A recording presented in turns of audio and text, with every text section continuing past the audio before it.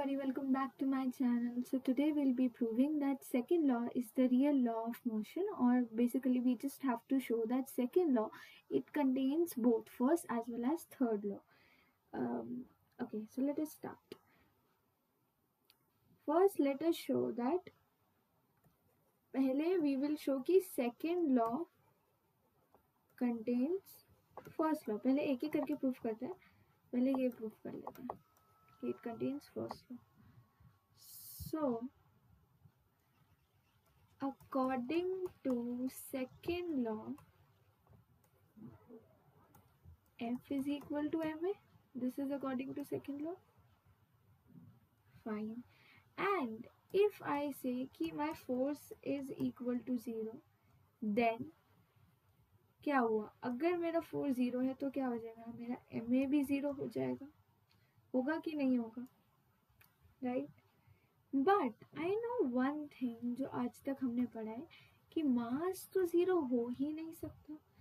अगर मास 0 नहीं है, that means so my acceleration is 0.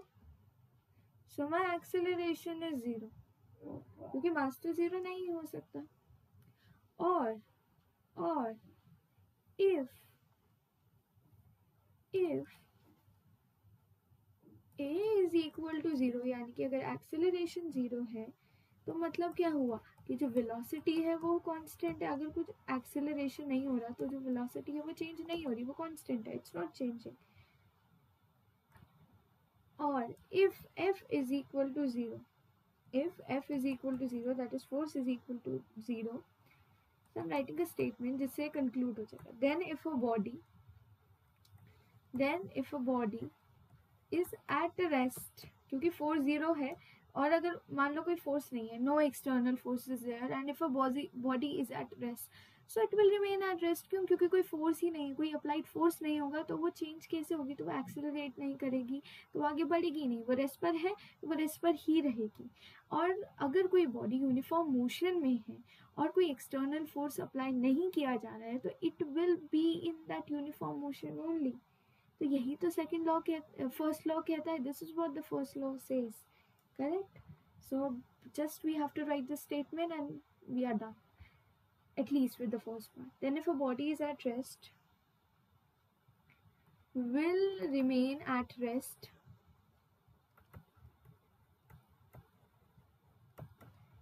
and if a body is in uniform motion or is in motion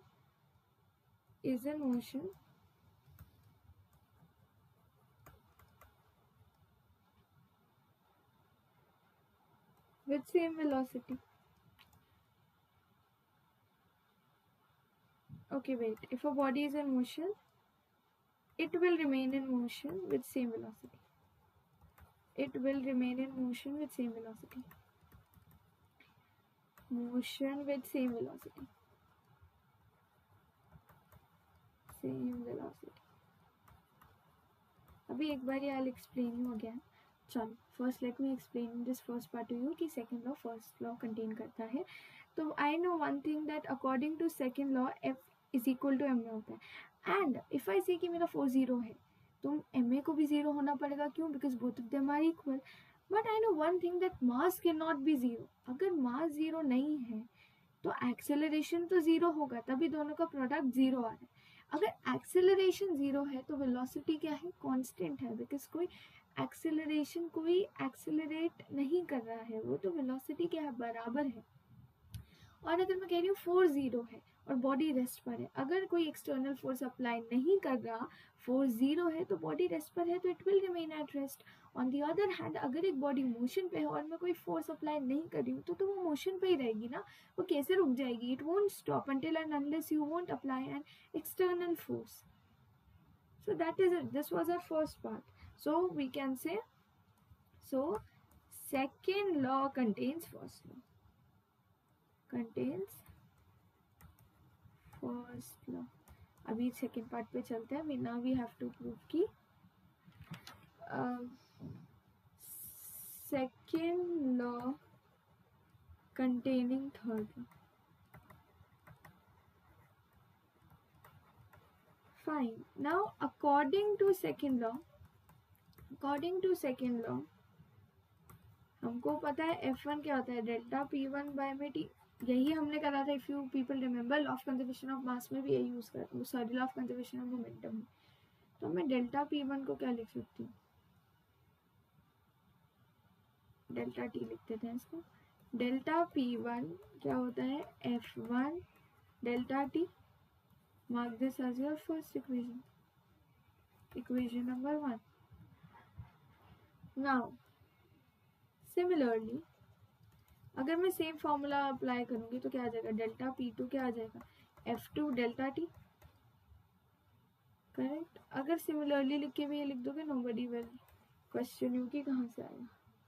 now according to law of conservation of mass, sorry law of conservation of momentum, क्या होता है, change in momentum 1 plus change in momentum 2 क्या हो जाएगा, 0। क्यों, क्योंकि momentum conserved रहता है, तो चेंज दोनों के बीच का क्या हो जाएगा, 0।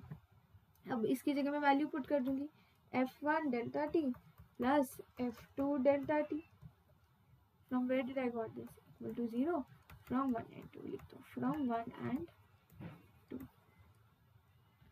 अब क्या करेंगे हम इसको ले जाएंगे F1 delta T equal to minus F2 delta T। Delta T से डेल्टा T हो गया कैंसिल, F1 क्या आ गया, F1 आ गया माइनस F2,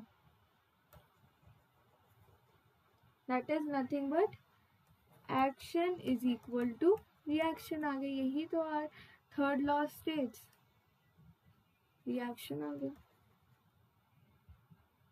तो क्या हो गया, हेंस प्रूव्ड।